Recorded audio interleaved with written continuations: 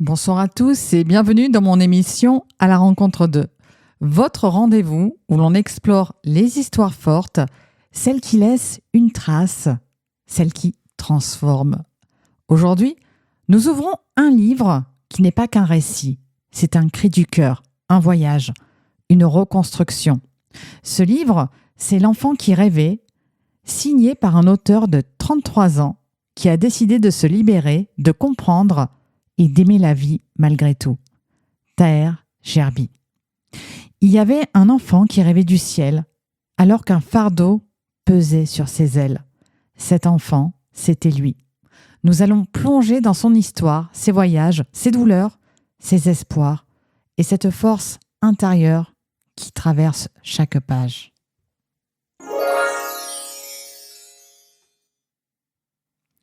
Bonsoir Taher, merci d'avoir accepté mon invitation. Bonsoir Jessica, merci pour ta présentation et pour l'invitation ce soir aussi. Alors, quand tu tiens ton livre entre tes mains, L'enfant qui rêvait, qu'est-ce que tu ressens aujourd'hui ? Alors avant tout, une grande satisfaction venant principalement des retours des lecteurs qui l'ont lu jusqu'à présent. Et puis, quand je tiens mon livre, en fait, je repense à plusieurs souvenirs puisque L'enfant qui rêvait a été écrit dans 16 pays. Donc, je te laisse imaginer les anecdotes vécues et les défis affrontés, aussi quelques fois, avant qu'il prenne sa forme finale. Et qu'est-ce qui t'a poussé à écrire maintenant, à 33 ans ? En fait, tu avais 32 ans et le livre est sorti à 33 ans, c'est bien ça ? Exactement, c'est ça. J'ai commencé à écrire à 32 ans et je l'ai publié le jour de mon 33e anniversaire en plus. C'est un beau cadeau. Alors, qu'est-ce qui m'a poussé ? Exactement, oui. Donc, une très belle rencontre absolument imprévue au Liban, dans l'un des plus pauvres quartiers de Beyrouth, qui s'appelle Karantina. Donc, il s'agit d'une personne qui, grâce à son histoire, son regard, ses mots et ses silences, m'a inspiré pour ouvrir non seulement mon carnet, mais aussi mon cœur et tout raconter. Donc, toi, tu connais l'histoire, je ne peux pas en dire plus pour ne pas spoiler les nouveaux lecteurs. Et est-ce que tu as hésité avant d'exposer des parts aussi intimes de ton histoire ? Alors, à vrai dire, oui, j'avais hésité un petit peu au départ, quand la structure du livre, en fait, commençait à se profiler sous mes yeux. Mais quand j'ai commencé à écrire, je me suis promis de dire la vérité telle qu'elle était, sans ajouter de filtre, parce que j'estime que tout ce qui est vrai et tout ce qui est sincère part du cœur, et tout ce qui part du cœur parle réellement aux autres.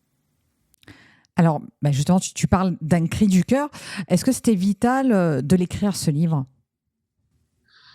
Alors, vital, je ne dirais pas vital, je dirais plutôt libérateur. D'accord. D'une période et d'un passé complexe et d'une enfance un petit peu difficile. Et comment décrirais-tu ton enfance avec le recul d'aujourd'hui ? Alors, avec le recul, je décris mon enfance comme étant parfaitement normale, puisque plus on grandit, en fait, plus on se rend compte à quel point on était privilégié et chanceux par rapport à d'autres enfants dans le monde qui vivent dans des conditions déplorables et dans des conditions et dans des contextes de guerre en fait particulièrement difficiles. Donc moi, j'ai eu de la chance d'avoir un toit et des parents, donc très certainement avec du recul, mon enfance, je la vois tout à fait normale. Et tu évoques un environnement où la déception blesse plus que les mots. À quoi fais-tu référence ? Alors ici, je fais référence à la figure paternelle. Donc je parle de mon père qui malheureusement n'a pas réussi, on va dire, à être aussi exemplaire que je l'espérais, et qui m'a déçu à plusieurs reprises dans ma vie, notamment quand j'étais enfant, petit, rêveur, mais aussi impuissant. Et à quel moment as-tu compris que personne n'avait prévu d'avenir pour toi et que tu devrais le construire toi-même, cet avenir ? C'est justement après les déceptions dont on parlait il y a quelques instants. Ce sont ces déceptions qui, une fois accumulées l'une sur l'autre, se sont transformées en un moteur de lutte et de persévérance aussi pour construire mon avenir à ma manière. Alors, le titre parle du ciel. C'était quoi ce ciel pour toi, enfant ? Liberté, rêve ? Alors, le ciel symbolisait fondamentalement le rêve de piloter un avion et de voyager à travers le monde, sans interruption presque. C'était ma seule obsession depuis que j'avais 4 ou 5 ans. Donc, je rêvais de voler et le ciel était ma seule destination. C'était vraiment, c'était de quoi je parlais tous les jours. C'était vraiment mon obsession. Une obsession saine, moi je le dis souvent, et ce à quoi je pensais tout le temps. Et la preuve, c'est vrai que tu voyages encore beaucoup, ça t'a pas lâché, quoi, hein, le ciel. Hein. Exactement, exactement. Je suis à Cape Town d'ailleurs. En fait, c'est l'Afrique du Sud Eh oui. quand on fait notre entretien. Eh oui, on fait comme quoi. C'est vrai qu'avec mes émissions et chroniques, on voyage. Hein. Franchement, on Exactement. dirait que t'es à côté et pourtant non. Pas du tout. Je suis à l'extrême sud de l'Afrique en Ah fait. ouais. Et Ouais. oui, franchement, c'est super. Et il y a un décalage horaire, je crois. Hein, du coup, il y a une heure de. Juste 1 heure, oui, ça Bon, va. oui, ça va. Alors, pour revenir aux questions, tu écris que tu portais un fardeau. Si tu devais le nommer aujourd'hui, ce serait quoi? Alors le fardeau, c'est principalement les conflits familiaux que j'ai dû vivre en fait en raison du caractère autoritaire de mon père et de son obsession pour l'argent. Ce sont des conflits qui, en plus d'être épuisants psychologiquement, pouvaient rendre vulnérable l'enfant que j'étais. Et est-ce que ce poids venait surtout, enfin là tu parles de ton père, mais est-ce que ça venait que de ton père ou il y avait d'autres personnes ou ça venait de toi aussi ce poids, tu penses? Alors évidemment de lui en premier lieu, de prime abord. Et puis en tant qu'enfant, j'étais peut-être aussi un petit peu sensible, donc je pouvais réagir des fois sans me rendre compte, sans savoir que cela me faisait encore plus de mal à l'intérieur. Donc des fois, je réagis comme toute personne, et puis voilà. Donc je pense un petit peu mon caractère aussi qui est un petit peu sensible, qui n'acceptait pas un petit peu ces défis, ces conflits, en raison du caractère de mon père, comme je l'évoquais. Est-ce que tu serais pas du signe astrologique de la balance? Non, je Ah, suis parce lion. qu'en général, c'est les balances qui aiment pas les conflits. Et les lions aussi. Ah d'accord. Ah oui, c'est vrai, oui, les lions aussi, ouais, en effet. C'est vrai. Ouais, bon, c'était la petite minute astrologie. Parenthèse horoscope. Ouais. Voilà. Donc, comment on grandit quand on porte un poids qu'aucun enfant ne devrait porter? Alors, normalement, pas entièrement équilibré, enfin en tout cas à ma connaissance. Et pour mon cas, j'ai eu la chance d'être entouré par une mère exceptionnelle et d'un grand-père qui a, par moments, comblé certains vides en fait qui me manquaient dans une période de ma vie. Mais même avec cela, mon équilibre était loin d'être parfait. Donc je ne vais certainement pas pouvoir dire le contraire aujourd'hui. Il restait quelque Ouais, chose, il y avait quelque chose qui n'allait eh pas ouais. pendant des années, qui a été alors heureusement réparé. Et puis on découvre l'histoire effectivement dans le manuscrit. Mais l'équilibre, il n'est pas parfait, ça c'est sûr. Et as-tu eu un moment de rupture, celui où tu t'es dit non mais là c'est trop? Oula, beaucoup. Beaucoup de moments où je voyais en fait l'issue encore très très loin et j'étais impuissant pour faire quelque chose en fait d'instantané si tu veux. Donc je devais seulement me focaliser sur mon futur et de le bâtir avec mes mains un jour après l'autre. Donc c'était l'attente qui était particulièrement difficile et à un moment donné en fait j'étais peut-être prêt un peu à lâcher on va dire, mais oui il y avait un peu quelques moments en tout cas de rupture comme tu le signalais. Ce rêve ardent dont tu parles, quel était-il? Alors, en plus de voler, de voyager à travers la planète, c'était de m'affranchir d'un poids familial devenu oppresseur, en quelque sorte. Et donc, il fallait pour moi retrouver ma liberté ailleurs, seul. C'était ça, en fait, le rêve ardent. C'était de partir, de me retrouver seul, et puis de bâtir par la suite tout ce dont j'avais envie de faire. Et le rêve pour toi, c'était une fuite ou une promesse? Très bonne question. Les deux. En fait, je devais fuir pour rester fidèle à ma promesse. Donc, les deux. Oui, parce qu'en fait, tu t'étais fait une promesse à toi-même. En fait, tu t'étais dit, ben, un peu Exactement. plus tard, quand je grandirai. Ça me fait penser à mon histoire aussi. C'est vrai que moi aussi, quand Ah j'étais ben une voilà, petite fille, exactement. c'est vrai que des fois, on se fait des promesses quand on est enfant. Et puis ça tient. Hein, après, on se dit avec le recul, Absolument. ben, finalement, on a réalisé ce qu'on avait prévu. Et est-ce que rêver t'a empêché de sombrer? Parfaitement. Parfaitement, oui. Parce que, disons que l'attachement en fait, à mes rêves a renforcé ma persévérance et ma résilience. Ce qui m'a permis pardon, de non seulement tenir bon, mais aussi de maintenir ce rythme en fait, sur une longue période. C'est ça la résilience. Et par conséquent, de m'empêcher de sombrer. Et tu as déjà eu peur de perdre ce rêve? En réalité, non. Je n'ai pas eu peur de le perdre. J'étais sûr que je ne le lâcherais aucunement, tout simplement parce qu'il représentait la vie qui m'a été donnée. Je ne voyais que ça, je ne rêvais que de ça, je ne parlais que de ça. Donc, pour moi, c'était la vie, donc je ne pouvais pas.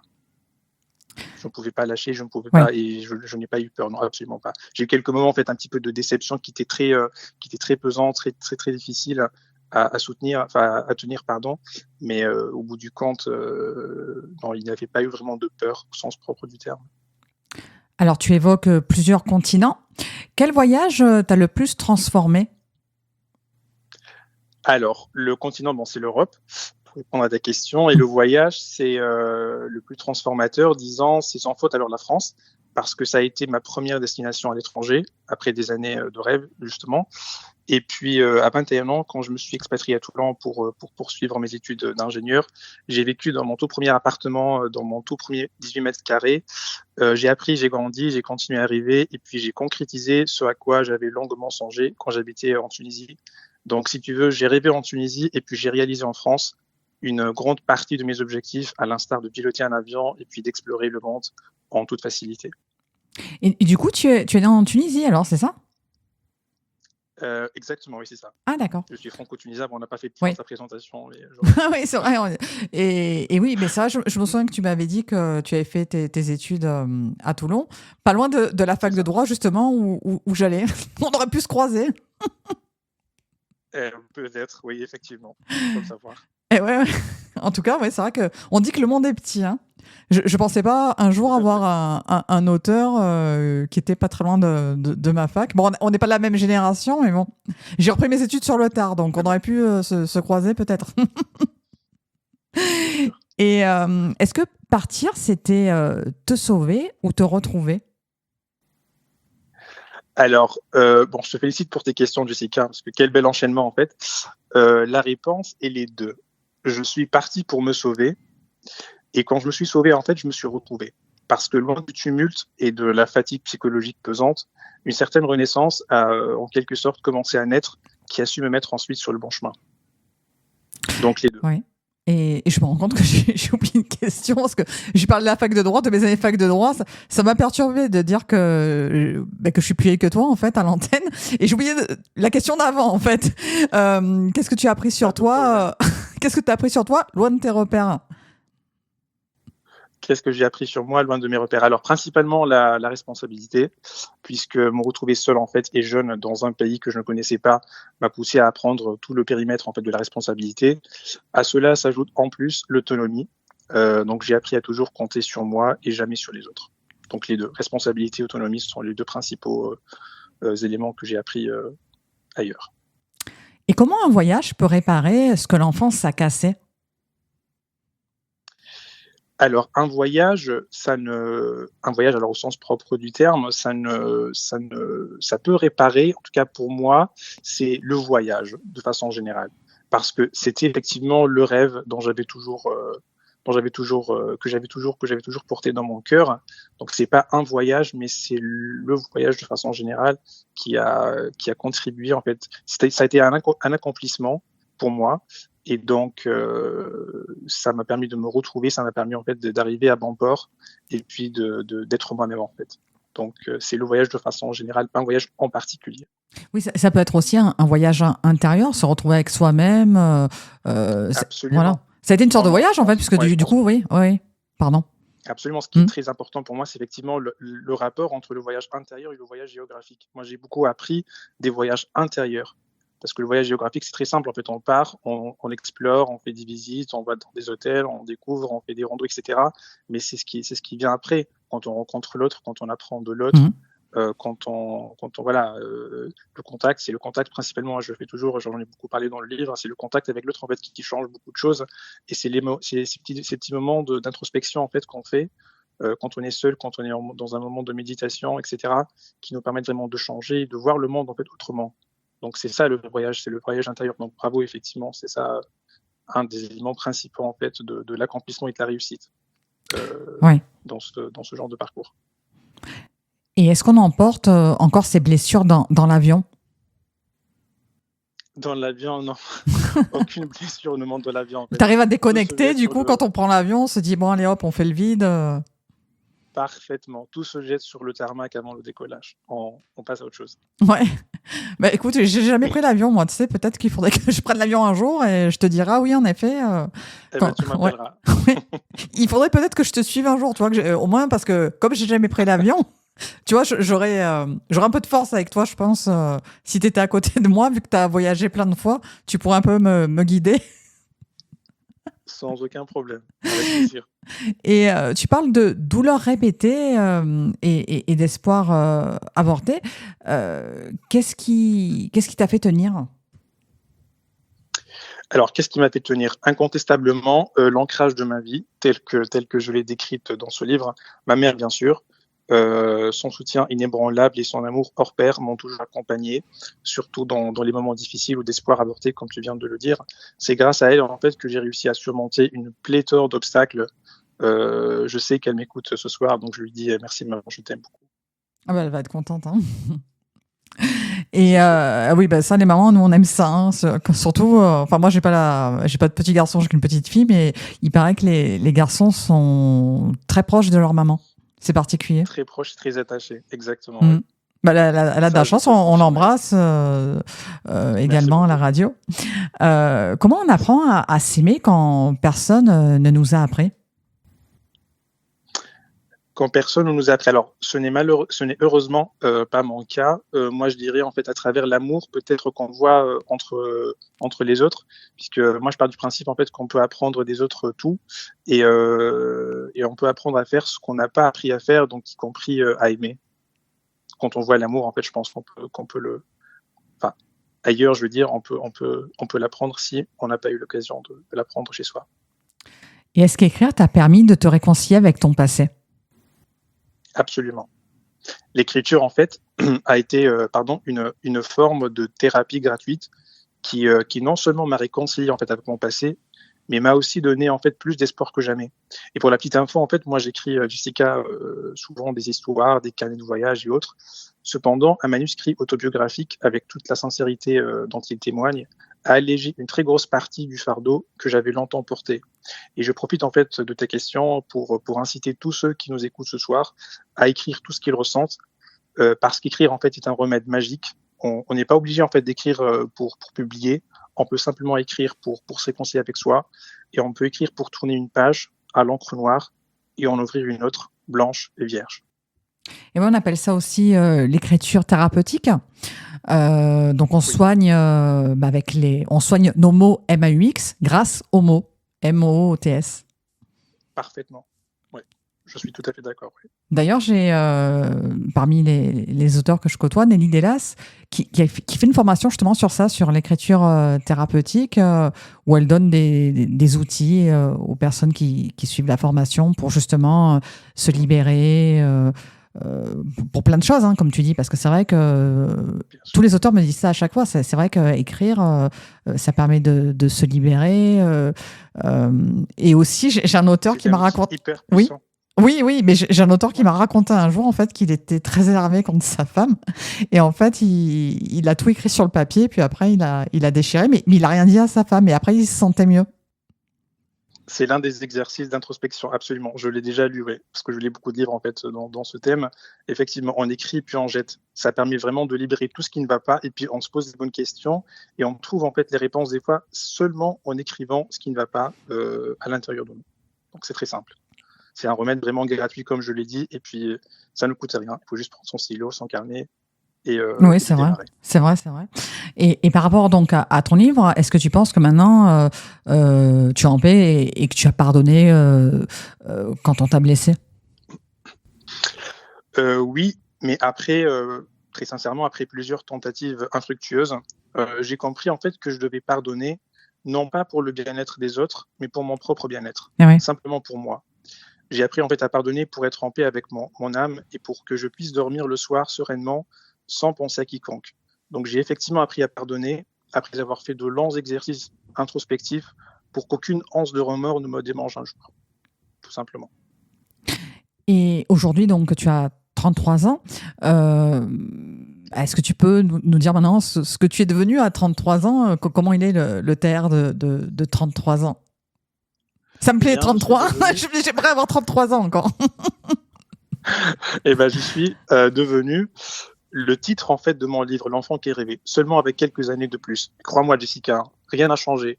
Moi, je suis très attaché à l'enfant que j'étais parce qu'en fait, j'ai grandi, le corps il a grandi, je fais 1m90, mais en vrai, je suis toujours l'enfant que j'étais. Je pense toujours à mes rêves, à toutes les petites choses qui me faisaient plaisir, qui me font encore plaisir. Donc, il y a très peu de choses qui ont changé, en fait, à part physiquement, ce qui est normal, mais dans le cœur, et puis dans la manière de réfléchir, des fois même dans la manière d'agir, comme un enfant. Tous ceux qui sont à côté de moi, enfin, qui me connaissent, en fait, ils me disent la même chose. En fait, tu as gardé, en fait, cet enfant, Cette âme d'enfant, les ouais. gens qui me connaissent très bien. Ouais, c'est ça. Et du coup, si tu retrouvais le petit Taher tout petit, le petit garçon, tu lui dirais quoi aujourd'hui? Oula, le petit garçon. Tu vas devenir très grand, tu vas te mesurer 1m90, attention. Alors, qu'est-ce que je peux lui dire? L'enfant que j'étais, en fait, pour lui faire une surprise, puisqu'il adorait l'italien, il adorait en fait l'Italie, donc je peux lui répondre bravissimo, bravo amore mio, hai fatto tutto ciò che sognavi, che dovevi fare. Bien sûr, je lui dis bravo pour tout ce que tu as fait, et tu resteras toujours vivant, brillant et présent dans mon cœur. En tout cas, tu parles très bien italien. Ça me fait plaisir de t'entendre parler italien, parce que tu sais, je suis d'origine italienne. Je ne peux pas trop le cacher avec mon nom, Martinasso. Voilà, en tout cas, tu parles très très bien.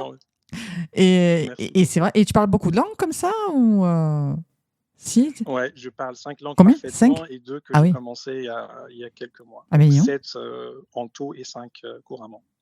Ah oui, mais ta langue maternelle, c'est laquelle alors? C'est l'arabe, Ah bien oui. sûr. Et puis le français aussi, parce que en Tunisie, donc tout le monde sait, c'est notre le français est la deuxième langue. Et puis je parle l'italien, l'anglais, l'espagnol, l'allemand et le libanais, qui est un dialecte complètement à part. Mais t'as appris tout petit ces langues ou sur le temps? J'avais la passion. Absolument, j'avais la passion en fait que ma mère en plus m'avait transmise, parce qu'elle adore les langues elle aussi, depuis que j'étais petit. Donc si tu veux, j'étais très fort depuis que j'étais petit. Et puis après j'ai complété bien sûr par c'était plus des formations autodidactes. J'ai appris en fait les bases, l'orthographe, la grammaire à l'école, mais tout le reste en fait, la manière de communiquer, de parler, grâce au voyage principalement, et puis aussi mon investissement personnel. Est-ce que tu as un petit conseil peut-être pour quelqu'un qui veut se mettre justement aux langues? Moi, par exemple, tu vois, j'ai essayé à un moment donné de mettre l'application Duolingo, je crois, ça s'appelle, je sais plus. Est-ce que tu penses que des applications comme ça, voilà, est-ce que tu penses que ça marche ou il faut faire autrement pour apprendre une langue? Ça marche effectivement pour démarrer, mais après derrière, en fait, il faut compléter. Moi, j'ai jamais compté. Enfin, on peut pas compter sur les applications parce qu'en fait, on apprend les bases. C'est comme s'il y avait un prof qui nous disait, qui nous dictait chaque jour, qui nous donnait en fait un cours chaque jour. Mais derrière, il faut travailler, il faut faire ses devoirs, il faut apprendre, il faut écouter la télé, il faut écouter des podcasts, etc. Donc, pour communiquer en fait effectivement et couramment, il faut absolument, il faut un travail de plus supplémentaire. Oui. Et donc, voilà. Oui, il faut écouter, par exemple, regarder des films en VO, par exemple, dans une autre langue, des choses comme ça. Entre autres, exactement, des podcasts aussi. Et puis, voilà. C'est pas une application, pour moi, ça ne peut pas. Bon. Merci de m'avoir découragé. Mais pas, au contraire.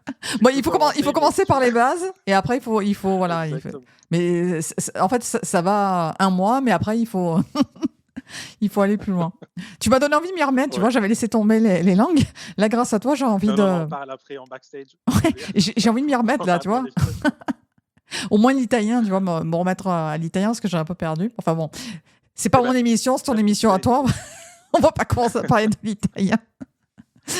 Et oui, dis-moi. N'en parle pas parce que sinon on finira jamais. Et oui, il nous faudrait des heures d'émission pour parler des langues. Et est-ce que tu te sens fier aujourd'hui du chemin que tu as parcouru? À 100%. Je ne peux qu'être fier un peu de mon parcours parce que c'est ce parcours effectivement qui m'a... c'est grâce à lui en fait qu'en tout cas que je mène aujourd'hui la vie de mes rêves. Donc oui. La vie de tes rêves, en fait, c'était voyager comme ça, être libre. Exactement, c'était voyager et puis alors travailler quand je veux, où je veux, sans aucune contrainte. Ça aussi, c'est un gros sujet. Et dans l'un de mes chapitres, je parle effectivement de ce gap, c'est un twist, en fait, c'était très important. C'est C'est le climax, même un des climax centraux du livre, c'est quand j'ai pris la décision de tout quitter et puis de partir à l'étranger. J'ai appelé ça année test. Donc je me suis dit pardon. Donc je passe une année de test à l'étranger. Je vais voir comment ça va se passer. Et depuis en fait toutes mes années sans test. Ah. Donc, je n'ai pas Mais tu arrêté. pars seul comme J'ai ça, fait en un fait? test qui m'a. Pardon, excuse-moi, je t'ai coupé. Tu disais, tu Pas de as souci. fait un test? Oui, exactement. Donc c'est un test. Alors après, effectivement, je laisse, je garde un petit peu de suspense pour les gens qui vont lire, pour savoir effectivement quels ont été les résultats, quel a été le fruit de cette expérience. Mais voilà, en tout cas, moi, j'ai résumé un petit peu. L'idée, c'était qu'effectivement, je tente une nouvelle expérience et puis je vois comment ça se passe. Je me suis dit, voilà, dans tous les cas, je n'aurai aucun remords. Donc c'est une année test. Je vais essayer de voir tout. Je vais faire tout ce que mon cœur m'appelle de faire et puis je vais voir un peu le résultat. Et c'est comme ça que ça a marché. Et pardon, tu me disais quelque chose. Mais je sais plus. Non, oui, si. Je te disais, tu pars seul ou il y a des gens qui t'accompagnent quand tu Alors, pars? je parle toujours seul, enfin, le point de départ, mais après, je rencontre toujours des gens. Donc, je voyage seul, mais je reste très rarement seul, en fait. Je rencontre toujours des gens parce que je sais comment voyager. Je voyage pour rencontrer l'autre, pour voyager avec les autres, pas pour rester seul, déprimé dans mon coin. Même si le voyage seul, il est très important. J'ai fait beaucoup de voyages solo qui ont été absolument parfaits, mais l'autre, il est toujours très important. Alors, bien sûr, je fais très attention, mais je fais beaucoup de rencontres qui maintenant deviennent. Enfin, j'ai des travel partners, soit des compagnons de voyage, donc des gens avec qui je voyage régulièrement ou quand l'occasion se présente. Mais de façon plus simple, je voyage seul. Et du coup, tu as des amis à travers le monde, en fait? Partout où tu peux imaginer. Bien. Enfin, on va nous écouter partout, là, à la radio. On va voir tous les pays qui nous écoutent, là. C'est bien. Hein. Exactement. Je te dirais ça, je te l'avais dit. J'ai jamais eu autant de pays qui se sont connectés. Ça va être incroyable. Ça m'est arrivé il y a quelques années aussi avec. Alors, c'était un chanteur et j'étais en direct. Et là, par contre, c'est vrai que ça m'avait fait quelque chose en tant qu'animatrice parce que je voyais tous les pays s'allumer comme ça. Un coup, je voyais l'Allemagne, un coup, je voyais le Brésil. Je disais, bah, c'est incroyable. Et je sens qu'avec toi, ça va être pareil. Je vais voir tous les pays s'allumer. Eh ben voilà, c'est ça. Il y aura une nouvelle version de ma part bientôt. Ah non, mais franchement, c'est super. Hein. Et toi, comment tu décris ta plume? Alors, ma plume, elle est. Bon, toi, tu as lu le livre, donc c'est un peu compliqué. Je dirais simple et sincère, tout simplement. Je n'ai pas fait en fait de grandes études en littérature, donc je suis issu d'un cycle purement scientifique. Par contre, je suis très fort en grammaire et en orthographe. Donc, je pense que j'arrive à véhiculer un message avec beaucoup d'émotion. Pour moi, c'est ce qui importe au lecteur. Donc, je ne peux pas trop m'évaluer en fait personnellement, mais je peux citer un peu ce que la plupart des lecteurs, en tout cas, m'ont envoyé jusqu'à présent comme commentaire. Tous m'ont dit à peu près la même chose. Donc, on ressent l'émotion. C'est très bien écrit. C'est très simplement écrit, mais c'est très bien écrit. Et moi, c'est sur quoi j'ai travaillé en fait. Je n'ai pas fait quelque chose, voilà, je n'ai pas fait de la littérature, mais j'ai fait quelque chose de très clair, de très simple, de très correct, et qui puisse transmettre en fait le message tel que moi je le voulais. Et c'est vrai que j'ai remarqué quand je mets ton livre en story, la couverture plaît beaucoup. En fait, tu es un des livres où j'ai le plus de réactions dans mes stories. Merci, ça c'est grâce à toi aussi. Non, mais c'est vrai que parce que je vois, je mets voilà quelques livres. Enfin, quelques livres. Je mets que des livres en story pratiquement. Mais Toujours. le tien, il est particulièrement apprécié. J'ai vraiment énormément de réactions quand c'est ton livre. Et quand je t'identifie aussi sur Instagram, parce que c'est vrai que tu es un peu plus sur Instagram, ben là, pareil, j'ai beaucoup plus de réactions de tous les pays. En plus, tu vois, ça me fait plaisir parce que grâce à toi, on me connaît dans des pays étrangers. Et c'est vrai que ouais, moi je trouve ça super. Merci beaucoup. Ça, c'est aussi, toi aussi, tu as beaucoup contribué en fait au succès du livre. Un succès d'ailleurs auquel je ne m'attendais pas très sincèrement. Enfin, je m'attendais en fait à ce qu'il fasse du bruit entre guillemets, mais pas à ce point-là. Donc beaucoup de radios en ont parlé, que ce soit en Tunisie ou en France. Ça m'a fait super plaisir. Alors, au Togo aussi, hein. Tu sais, au Togo, excuse-moi de te couper, mais au Togo, en Belgique, enfin, il a vraiment voyagé, hein. Tout à fait, il a beaucoup voyagé, j'ai reçu beaucoup de commentaires et des gens qui l'ont apprécié. Et donc, effectivement aussi, je tiens à te remercier ce soir pour ton travail, pour la qualité des vidéos et des partages que tu fais, des posts pardon que tu fais souvent pour promouvoir en fait les livres en fait des jeunes écrivains en fait qui ont du mal, je pense, à démarrer avec la partie marketing, on va dire, ou la partie promotion de leurs livres. Donc, Oui, c'est compliqué. Je te remercie merci beaucoup pour ton message qui me fait très plaisir. Après, c'est vrai que chacun son rôle. Hein. C'est vrai que les auteurs, voilà, ils sont concentrés sur leurs livres, tout ça. Moi, c'est plus la promo. Et des fois, j'ai des auteurs qui me font la remarque. Ils me disent, mais Jessica, t'écris vraiment très bien. Est-ce que t'as pensé à sortir un livre? Mais en fait, moi, j'arrive pas à écrire plus de 3 pages. Et j'admire, tu vois, les gens comme toi qui arrivent comme ça à sortir un livre, parce que moi, en fait, j'en serais incapable. Même si on me dit voilà, que j'ai une belle plume, c'est pas plus de 3 pages, tu vois. Après, me faire un livre de 200, 300 pages, ça, je pourrais pas. Je sais pas comment vous faites, c'est admirable. Ça, enfin, si, je sais comment vous faites, c'est le talent.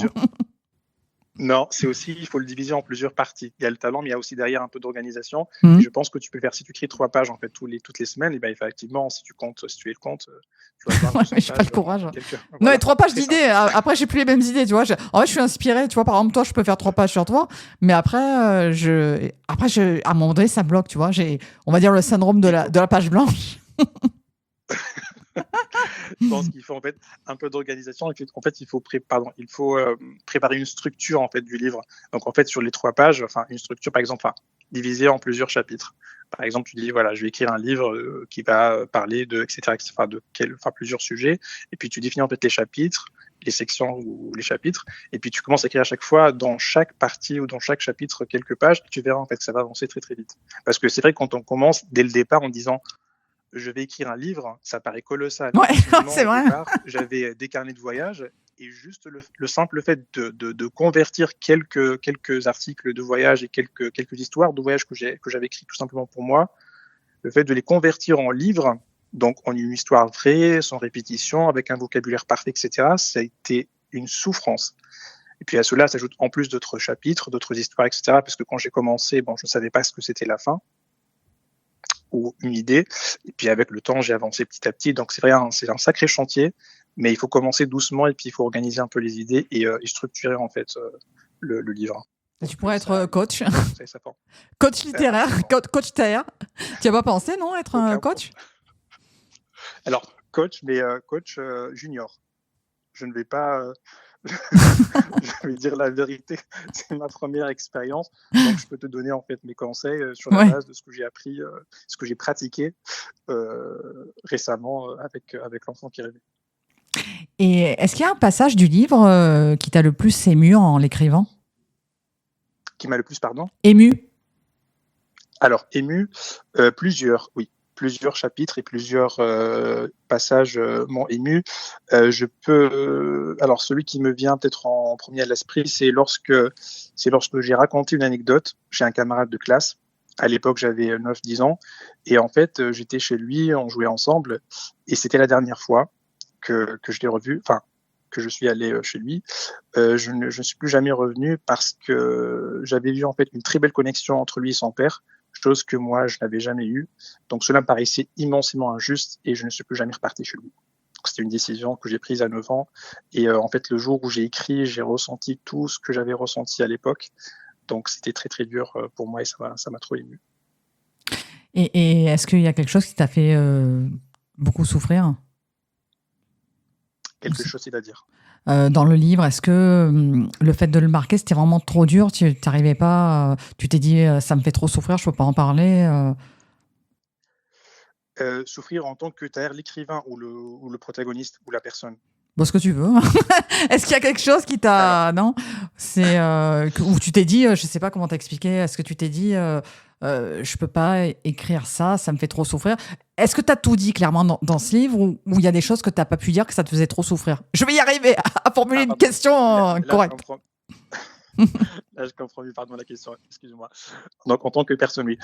Effectivement, ce dernier, alors que je n'ai pas écrit, ce chapitre-là, l'anecdote dont je viens de parler a été très dure, mais qui m'a fait souffrir, quelque chose qui m'a fait souffrir, que je n'ai pas pu en parler. Non, j'ai tout dit comme je te l'ai dit au départ. Je m'étais promis de dire la vérité telle qu'elle est. Et puis, je me suis dit, quand je fais une première relecture finale du livre, si je vois une seule ligne qui n'est pas sincère, qui n'est pas juste ou qui est masquée, je ne le publierai jamais.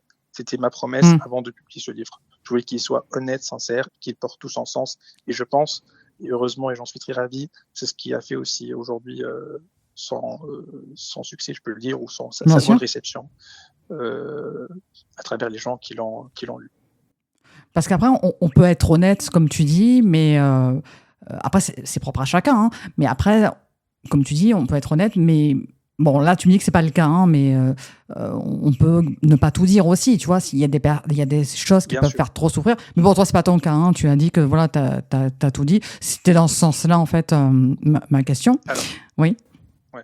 Et bien sûr, on ne peut pas tout dire, en fait, Jessica, tu le sais, en fait, quand on parle de l'autobiographie, on ne peut pas raconter toutes les anecdotes. Donc, parmi, par exemple, les anecdotes que j'ai choisies, alors effectivement, il y a eu une sélection au départ, et puis après, je choisissais la plus pertinente, même si elle était dure à raconter, même si elle était, si ça me faisait de la peine d'en parler, si tu veux, au départ, un petit peu, comme on en avait parlé dans les premières questions, est-ce que j'avais hésité un petit peu au départ, est-ce que j'avais un peu peur? Effectivement, oui. Mais comme je t'ai dit, en fait, c'était ma promesse de dire la vérité, parce que moi, j'aime les choses qui partent du cœur, qui soient sincères, viscérales, parce que ce sont ces choses-là qui vraiment atteignent le public, qui parlent au public. Moi, je n'ai pas écrit un livre, en fait, pour moi, je l'écris aussi pour les autres, pour que les autres en apprennent comme moi, j'en ai appris. Donc, c'est important de rester sur ce périmètre, en fait, d'honnêteté, de sincérité absolue. Et ce livre, tu le dédies à qui? Moi, je pense savoir à qui tu vas le dédier, mais dis-moi. Je pense. Attends, tu vas me dire si c'est ça. Je pense que tu vas le dédier à ta mère et aux personnes, justement, qui ont une enfance un peu compliquée et qui savent peut-être pas trop comment se reconstruire. Et grâce à ton livre, peut-être que ça peut donner des pistes pour s'en sortir. Parfaitement, tu as répondu à la question. T'as vu, je te connais bien quand même, hein, grâce au livre. Hein. J'arrive à sentir les choses. Bien sûr. Bon, mais on embrasse encore ta mère, hein, qui va écouter, je pense, attentivement ton émission. Et ta mère, du coup, elle est en France ou non, elle est en Tunisie. Elle est en Tunisie. Ouais. Et qu'aimerais-tu que les lecteurs ressentent en refermant ton livre?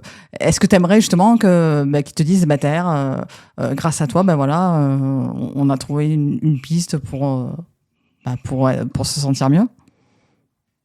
Alors, il y a beaucoup de messages, beaucoup de choses que j'aimerais bien que le lecteur effectivement ressente, parce que j'ai essayé de véhiculer beaucoup de messages. Mais s'il y a une seule chose que je peux dire, c'est qu'en attendant, la personne, en fait, si je parle à quelqu'un, je lui dis, en fait, en attendant seulement, tu ne seras jamais prêt, parce qu'être prêt n'est pas une sensation, c'est une décision. Moi, je parle de ça parce qu'en fait, j'avais un peu hésité dans ma vie. Je n'étais pas prêt, je disais que je n'étais pas prêt. Mais le jour où j'ai pris la décision d'être prêt, je l'étais effectivement. Et j'ai fait beaucoup de changements dans ma vie. Ah, mais c'est clair que tu as quand même... Parce que tu es jeune quand même, tu n'as que 33 ans hein, pour avoir fait tout ça. C'est super. Hein. Merci beaucoup. Regarde, moi, j'ai jamais pris l'avion et j'ai 10 ans de plus que toi. J'ai même pas pris l'avion une fois. Quoi. Oh. Il faut que tu m'emmènes un jour. Un jour, il faut dire, allez Jessica, il faut que tu prennes l'avion au moins une fois. Quoi. Promis. Et s'il y a une phrase que tu voudrais laisser à ceux qui grandissent trop vite, ce serait laquelle? Je leur dis, plus vous croyez en vous, plus le chemin sera court et plus votre destination se rapproche. C'est très beau. Et que dirais-tu à ceux qui se battent en silence? Ceux qui se battent en silence, je leur dis, votre bataille d'aujourd'hui sera votre récompense demain. Je suis impressionnée par tout ce que tu dis. Et j'ai remarqué, je te jure que j'ai un ami marocain. Pareil, il est né au Maroc et toi, tu me dis que tu es né en Tunisie. Vous avez un vocabulaire qui est très riche et je trouve que, tu vois, par exemple, tu parles mieux français que moi. Ça j'avais plaisanté un jour avec un Marocain, justement, et il me disait que, justement, lui, au Maroc, il aimait les langues et que c'est pour ça qu'il parlait très bien, qu'il avait un très beau vocabulaire. Parce que tout petit, pareil, il me disait que ça lui plaisait les langues. Merci beaucoup. Et je comprends effectivement, quand c'est une passion, en fait, on la cultive de la manière la plus pertinente possible. Et on en apprend beaucoup de choses. Donc, merci encore pour ton commentaire. je l'apprécie beaucoup. Et tu as très bien fait, du coup, d'écrire un livre, parce que c'est vrai que tu as une très belle plume, un très beau vocabulaire. Voilà, je dis encore, parce que moi, j'aime les gens qui parlent comme toi, qui ont un beau vocabulaire. Et tu vois, du coup, ça m'a troublée. Je sais plus si je t'ai posé la question. La question que je voulais poser, alors tu vas me dire si je te l'ai posée ou pas. Parce que du coup, ça m'a troublée de parler Tu de me ça. diras pas. Alors, je voulais demander à ceux qui... qu'est-ce que tu dirais à ceux qui rêvent encore malgré tout? Non, je ne t'avais pas posé, je crois. Ceux qui rêvent Alors, encore malgré je tout? les aime, ces personnes-là. Ouais. Ouais, ceux qui rêvent encore malgré tout, je leur dis en fait, soit vous réduisez vos rêves, soit vous doublez votre courage. À vous de choisir le bon côté de l'équation qui vous convient. Moi, je dis toujours qu'il y a une équation dans la vie, c'est soit on réduit ses rêves, soit on double son courage. Pas plus. Alors, ça, il faut que je me le note et que je le ressorte, ça, l'histoire de l'équation. J'espère que il faudrait que je ressorte un jour à quelqu'un, parce que franchement, c'est magnifique. Moi, d'habitude, je dis toujours, il faut écouter sa boussole intérieure. Mais alors, ça, l'équation, alors ça, un jour, je le ressortirai à quelqu'un. Attends, je le note. L'équation. Elle est très simple. Je te l'enverrai sur WhatsApp. D'accord. Ouais. Ah non, mais ça, faudrait que je le ressorte un jour. Franchement, c'est... On me dire, Jessica, d'où tu sors ça? C'est... Ah non, mais franchement, je vais te parler plus souvent, parce que je trouve que vraiment, bon, je vais arrêter. Ils vont dire, les auditeurs, qu'est-ce qu'elle... Mais c'est vrai que c'est vraiment passionnant ce que tu racontes, et j'espère qu'il y aura un autre livre. Est-ce qu'il y aura un autre livre? Parce que franchement, t'es vraiment talentueux, et moi, je pense que tu dois écrire un deuxième livre. Ça va être le cas? Merci beaucoup. Alors, j'ai beaucoup d'amis justement qui m'ont encouragé. Au départ, je n'avais pas l'idée de partir sur une deuxième autobiographie, tout simplement. J'avais quelques idées de plusieurs romans, fiction, thriller, etc. Donc, j'ai plusieurs, en tout cas, idées. J'ai commencé même à structurer. On revient à la structure, en fait, donc, du livre. Oui. Donc, quelques chapitres et quelques idées. Et puis en fait, voilà, je te laisserai au courant. Enfin, je te tiendrai Oui, oui, ben j'espère. dès que j'avancerai dans mon travail. D'accord, voilà, écoute, il faut repasser à la radio pour parler de ce projet. D'ailleurs, ce livre, L'enfant qui rêvait, on peut le trouver où? Alors, sur Amazon, c'est ça? Ou comment on fait pour le commander? D'accord. Ouais, Et sur Amazon, voilà, il principalement, rencontre un beau succès, ouais. Tout à fait, oui. Donc, avec la version donc électronique et la version brochée. Et puis à partir du 20, ça c'est la nouvelle, donc à partir du 20 décembre, il sera disponible aussi sur Google Play. Donc moi je l'ai fait pour les gens qui sont, enfin pour mes amis, pour les gens qui sont en Tunisie, pour qu'ils puissent l'avoir, parce que Amazon ne livre pas en Tunisie. Et puis effectivement, ça sera aussi plus simple pour les gens qui veulent la version électronique sur Google Play, donc ils pourront le télécharger facilement. Et est-ce qu'il sera adapté dans d'autres langues? Alors, j'ai commencé en arabe et en anglais, mais je t'avoue qu'avec les voyages que je fais, etc., j'ai un planning très chargé. Eh oui, je comprends. C'est pas, voilà, je prends mon temps pour le faire comme il faut.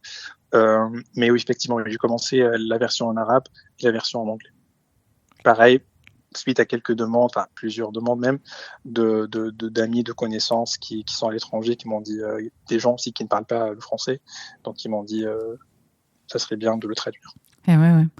Et du coup, au niveau de tes projets, en fait, là pour l'instant, en fait, tu te concentres sur les voyages, et tu travailles un peu sur un deuxième livre, c'est ça? Enfin, tu sais pas trop dans quelle direction tu vas partir, si.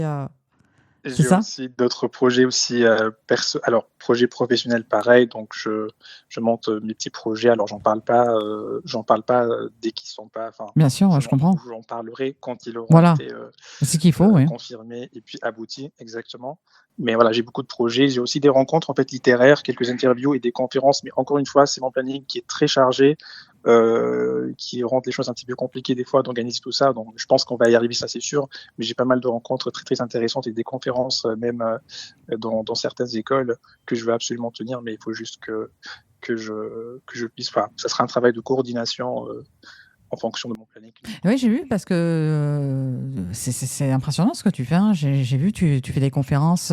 Il me semble que c'était au Maroc, non? Tu étais allé pour une conférence? C'était en Tunisie. Ah bah je me suis trompée, voilà. Ouais. Quand je pense, souvent je parle beaucoup du Maroc, c'est vrai, parce que j'ai un ami qui est au Maroc. Alors, des fois je suis une projection, pardon. Mais j'ai vu, ouais, ça a l'air passionnant ce que tu fais. Et en fait, comment ça se passe? C'est toi qui contactes les écoles, ou c'est eux qui te contactent? Absolument pas. Ça, c'est grâce à alors la première conférence que j'ai faite, c'était grâce à ma prof de français que je n'avais pas vue depuis 15 ans, donc j'étais encore au lycée, donc juste l'année avant le bac. Elle a lu mon livre, en fait, elle a beaucoup apprécié, donc elle m'a appelé, elle m'a dit Taher, c'est très bien ce que tu as fait, je n'y crois pas, etc. Donc on a parlé comme ça sur WhatsApp, et puis après elle m'a dit j'ai une surprise pour toi, tu reviens quand en Tunisie? Je lui dis pour le mariage de mon frère dans 2 semaines. Elle m'a dit c'est parfait, quand tu viens, tu vas voir quelque chose d'exceptionnel. Bon, je pars, et quand j'arrive, donc elle m'appelle, elle me dit voilà, tu auras une conférence avec mes élèves, etc. Donc ça a été pour moi une joie immense, puisque j'avais toujours envie de parler de ce livre en fait au public. Donc l'occasion s'est présentée comme ça. Donc grâce à ma prof de français. Ah, d'accord. Donc il y a 15 ans. Ouais. Mais c'était de belles photos, hein, c'est vrai que ouais. Ah ouais, mais je voyais sur les photos on voyait que tu étais heureux. Mais c'est quand même, c'est vrai que c'est super comme ça de pouvoir voyager et de parler de son livre. D'ailleurs, je t'en avais parlé hors antenne. Moi aussi, j'ai un petit projet avec toi sur Marseille. Aussi, j'aimerais que tu parles de ton livre à des jeunes. Parce que c'est vrai que pour des jeunes, tu peux être un modèle aussi. Hein. On dit, tiens, il a sorti un livre et tout. On peut s'identifier à toi quand on est jeune et tout. Moi, jeune, hein, je dis jeune, mais c'est pas forcément... comme je dis, il n'est jamais trop tard pour commencer sa vie, jamais trop tard pour être heureux. Hein. J'ai des auteurs, moi, ils ont 80 ans, ils se lancent et ils marchent bien. Hein. Il n'y a pas d'âge pour... J'ai vu beaucoup, en fait, justement, parmi ceux que tu partages, c'est impressionnant. Et puis j'ai pas encore lu tous les livres, mais j'ai vu quelques-uns, j'ai lu quelques extraits, c'est super beau. Je n'en retiens pas les noms tout de suite, mais je n'ai pas les mots tout de suite qui me reviennent, mais j'ai vu beaucoup et que tu as partagé récemment. Ouais. Ouais, et après, dans les personnes un peu plus âgées, il y a Anne France de la Paire, Sortir des ténèbres. C'est peut-être ce livre que tu as vu, j'avais partagé un extrait. Après, j'ai une auteure qui marche très bien aussi. Elle a fait, pareil, elle est sur Amazon et c'est grâce à Amazon aussi. Elle a fait 2 best-sellers, un en France et un au Canada. C'est Nathalie Labelle. Elle, pareil, c'est... en fait, j'ai que des auteurs qui sont, franchement, quand j'y pense, qui vraiment déjà qui sont très gentils et qui sont extrêmement talentueux. Et vraiment, je suis très contente de vous avoir avec moi tous. Et moi, je pense, là, on a planté les graines en 2025. En 2026, pour tous les auteurs, ça va être énorme. Ouais.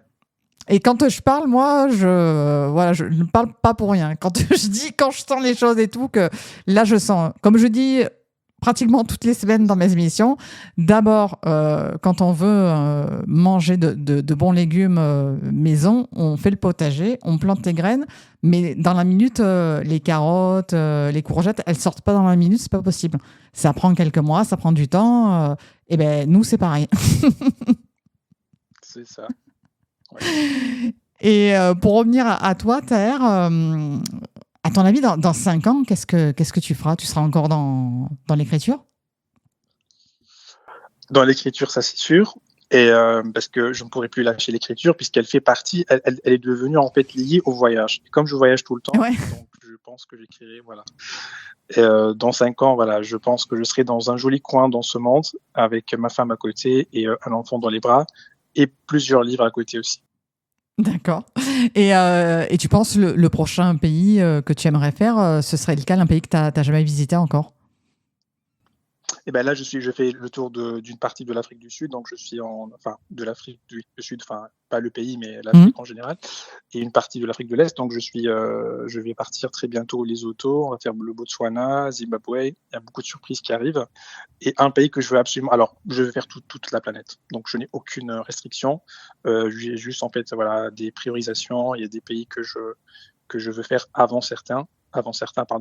Donc voilà, mais l'idée, ça sera de faire un peu le tour du monde, ça sera de faire le tour du monde entièrement plus tard. En tout cas, c'est vrai que tu fais de très belles photos également. Je me rappelle d'un jour, je t'avais envoyé un message, je crois, pour le livre, et tu m'avais envoyé la photo, mais une photo magnifique, où tu m'avais dit, je suis là. Et c'est vrai, en fait, t'es jamais en France. En fait, tu es toujours dans des endroits magnifiques. Et je sais pas, mais comment tu t'organises du coup? Est-ce qu'il y a un guide avant? Tu lis un guide pour partir? Ou parce que tu es dans des coins en fait très précis? Non? Tu pars comme ça? Pas du tout. Aucun guide. Je suis mon propre guide en fait. Ah, vas-y. mes plannings avec. Bon, j'ai beaucoup d'applications, etc. J'ai mon calendrier tout simplement où je prépare tout ça. Et puis après, comme je dis, en fait, je rencontre certains amis. Donc des fois, on se rencontre sur une partie du chemin. Après, on se sépare en fonction de leur, de disponibilité de chacun. Et puis je continue des fois je rencontre d'autres personnes. Donc comme je dis, en fait, je pars seul vraiment dès le départ, de l'aéroport. Et puis après, je rencontre toujours des gens avec qui je complète une partie du voyage. Et c'est ça ce qui est en fait très enrichissant. Et c'est ça ce qui m'apporte le plus. C'est ça ce qui a permis en plus à Taher, l'écrivain, d'écrire ce livre-là. Parce que j'ai parlé de beaucoup de personnes, comme tu l'as lu, beaucoup de personnes avec qui j'ai voyagé, des personnes que j'ai rencontrées, des personnes que je ne connaissais absolument pas, mais qui aujourd'hui font partie intégrante de ma vie. Parce que c'est ça la beauté du voyage, encore une fois. Oui, je mais n'arrête pas de le dire. oui, non, mais en fait, que je parle avec une amie. En fait, j'ai pas l'impression que je suis à la radio. mais je te remercie. Je te remercie. Ouais. Naturellement. Et quand je regarde en fait les photos, en fait, j'ai l'impression que c'est des coins qui sont pas touristiques. Enfin, tu vas me dire si je me trompe, mais on dirait que c'est pas des coins touristiques, c'est un peu des coins retirés que toi seul connais. C'est l'impression qu'on a quand on regarde certaines photos, ouais. Ouais, c'est ça. Moi, je n'aime pas les endroits où il y a trop de monde. Moi, je fuis en fait l'été, par exemple, pour aller dans des endroits où il fait un petit peu moins chaud, pour profiter en fait de mon été. Donc, pareil, l'hiver, moi, je ne le supporte pas du tout. Donc, je vais, par exemple, maintenant, je suis, voilà, j'ai programmé un hiver et un automne. Là où il fait chaud, parce que voilà, j'aime bien les destinations où il fait chaud, et je vais dans des endroits où il n'y a pas trop de monde, etc. Parce que c'est ça ce qui m'apporte aussi. Voilà, je n'ai pas envie d'aller dans des endroits où il y a des parasols partout, etc. Et que moi, je me retrouve en train de... Non, c'est pas ce qui me fait plaisir en fait. Je préfère les endroits un petit peu cachés, les endroits que très peu de gens connaissent. Et ça me fait plaisir aussi de les faire connaître en fait justement aux gens. Donc ça fait partie aussi un peu du message que je transporte, on va dire, à travers les photos, comme tu as dit, les vidéos que je partage. Même si c'est pas mon travail, hein, c'est vraiment une passion. Ça, peut-être que tu devrais, pour le plaisir seulement. Oui, mais je pense, par rapport à ce que tu fais, parce que moi je parle d'un regard extérieur, parce que c'est vrai que c'est des photos vraiment qu'on n'a pas l'habitude de voir. Hein. Elles sont vraiment très belles. Et je me demande si tu ne devrais pas faire un guide touristique, vraiment, justement, pour des endroits comme ça que les personnes aimeraient visiter et ne connaissent pas. Tu y as pensé ? Alors, moi, je fais un très bon guide touristique, mais pour des amis. Tous mes amis avec qui j'ai voyagé, ils m'ont dit la même chose. Tu es le meilleur guide, tu nous fais découvrir des endroits magnifiques. Attends, ne me dis pas ça, je vais partir avec toi la prochaine fois. Justement, je l'ai fait exprès pour que tu prennes enfin l'avion. Ah ouais, j'ai le passeport en plus. Hein. J'étais motivée, j'ai dit tiens, je fais le passeport. Ça fait, je crois, 1 an ou 2 que j'ai le passeport qui n'est toujours pas servi. Il va falloir. J'ai peur en fait. Voilà. J'ai peur parce qu'il y a des personnes qui m'ont dit qu'en fait c'est impressionnant. En fait, la première fois, le décollage est très impressionnant. Oui, la première fois. Après, ça va. Bon. Mais tu verras, pour revenir en fait au guide, donc voilà, donc c'est guide vraiment pour les amis proches, pour la famille, etc. Et je me fais un plaisir immense de faire découvrir des endroits que je connais, etc. Surtout en Italie, bon ça je t'en parle pas, c'est une autre dimension de voyage. Et puis même à l'étranger, au Liban, et puis l'Afrique, les endroits que je connais très bien. Mais faire ça comme étant un travail, non. Franchement, alors effectivement, elle m'a traversé l'esprit plusieurs fois, mais c'est pas ce qui me fera plaisir sur le long terme, non. Et je me contente de faire plaisir à ceux que je connais. Est-ce qu'il y a un pays que tu n'as pas apprécié ?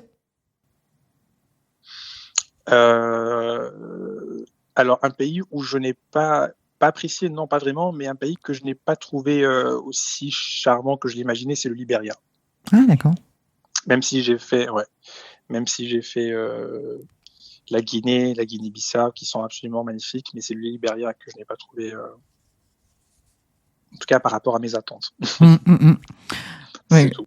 Je pense que c'est dommage que tu ne nous sortes pas un guide, mais bon, pas grave, si tu veux bien me donner 2-3 infos en antenne sur certains pays. En fait. Ouais. Bah oui, au contraire, en fait, je pense que tu as de la chance parce que si je me contente de faire le guide que pour des gens que je connais, c'est très bien. Comme ça, tu auras plus de chance pour tomber sur un calendrier, sur une disponibilité. Parce qu'autrement, si je fais ça tout le temps, ça va être compliqué. Mais c'est vrai qu'il y a des coins vraiment. Mais j'en parlais une fois avec une dame. Elle me parlait d'un endroit magnifique En fait, c'est une randonnée. Enfin, elle m'a donné tous les détails et je savais pas que ça existait. Elle me disait qu'il y avait un refuge, en fait, et que les gens savaient qu'il y avait une espèce de refuge et ils logeaient là-bas après la randonnée. Je savais même pas que ça existait. Tu parles de Marseille, Peut-être. vers Aix-en-Provence. Ouais, Peut-être. il y a le refuge. Alors, j'ai oublié son nom. Je l'ai fait plusieurs fois. On va là-bas, on boit du thé, en chill, si tu veux. Et c'est un endroit qui est absolument magnifique, en fait. C'est le refuge, alors ça ne me revient plus, mais c'est un refuge, en fait, qui se trouve sur la Sainte-Victoire, donc du côté d'Aix-en-Provence. Je sais plus ce qu'elle... C'est un endroit parfait. Oui. Alors, elle m'avait dit qu'elle y était allée l'hiver et que c'était dangereux parce que quand elle marchait, elle aurait pu tomber, que c'était dangereux. Alors, je ne sais pas si c'est bien là. La randonnée, je me rappelle, le balisage jaune était très difficile, même pour moi, expert, etc. Avec un ami, je me rappelle à l'époque, c'était très très compliqué, mais franchement, c'est faisable. Puis après, il y a plusieurs, bien sûr, balisages. Il y a le rouge qui est très simple, et je pense qu'elle a pris le jaune, en fait. Voilà, elle me dit, voilà. Le nom du refuge, ça ne me revient pas, je l'ai sur le bout de la langue, mais oui, je connais très bien. Tout ça m'a dit que c'était un refuge, que c'était très difficile. Mais j'ai dit, mais alors, quand on va dans ce refuge, alors on peut être avec n'importe qui. Elle m'a dit, oui, c'est ça le principe d'un refuge. Bien sûr, oui. En plus, il est fait sur 2 étages, donc il y a des gens qui peuvent dormir. Enfin, c'est très ancien, très particulier, mais tu peux passer un moment hyper agréable là-bas. N'oubliez pas le thé. Je savais même pas que ça existait en fait, mais il faut marcher très longtemps, non, pour arriver là-bas. Ouais, peut-être 2h30. Ouais, quand même. Bon, pas après, 2 heures. Comment tu marches, ouais. 2h30. Oui, 2h30 pour quelqu'un qui est jeune comme toi et qui a l'habitude de faire de la randonnée. Et 4 heures pour moi, c'est... Bon, écoute, si ça te revient en antenne, le nom du refuge, et que ça intéresse un auditeur, je pourrais faire passer le message aussi pour ce refuge. Ouais, non, c'est pas grave. De toute façon, même moi, je ne savais même pas que ça existait, qu'il y avait un refuge par là. Donc, je rappelle donc ton livre, L'enfant qui rêvait, on peut le commander sur Amazon. Voilà. Et puis, moi, en tout cas, j'étais vraiment très contente de t'avoir pour cette émission. Est-ce que tu veux ajouter quelque chose ? Je te laisse le mot de la fin. Merci beaucoup. Le mot de la fin, je te remercie 1000 fois, Jessica, pour tes efforts sur les réseaux sociaux et pour cette belle interview. Franchement, encore une fois, je te félicite parce que tu as préparé un questionnaire parfait. L'enchaînement, il est très bien. Et puis, j'ai l'impression vraiment de parler avec une amie. J'ai pas l'impression de parler à la radio, donc je sais même pas comment ça va sortir. Mais en tout cas, je sais même pas ce que j'ai dit. Non, franchement, c'est parfait. Comme si, voilà. Et donc, merci encore une fois. Et puis je te tiendrai au courant de mes nouvelles prochainement. Tu nous as même parlé en italien, tu vois, donc c'était parfait. On a appris plein de choses. Voilà. Donc, L'enfant qui rêvait, c'est un récit vrai, humain et profond. C'est un livre pour ceux qui ont souffert trop tôt, pour ceux qui se battent encore et pour tous ceux qui, comme toi, continuent de rêver malgré tout. Merci d'avoir partagé, pardon, tu vois, je suis troublée. Je ne veux pas que ça se termine, tu vois, du coup, je bégaye. Merci d'avoir partagé ton histoire avec nous et merci à vous, chers auditeurs, de nous avoir écoutés. Vous êtes toujours de plus en plus nombreux chaque semaine à nous écouter. Et on se retrouve très bientôt pour une nouvelle rencontre.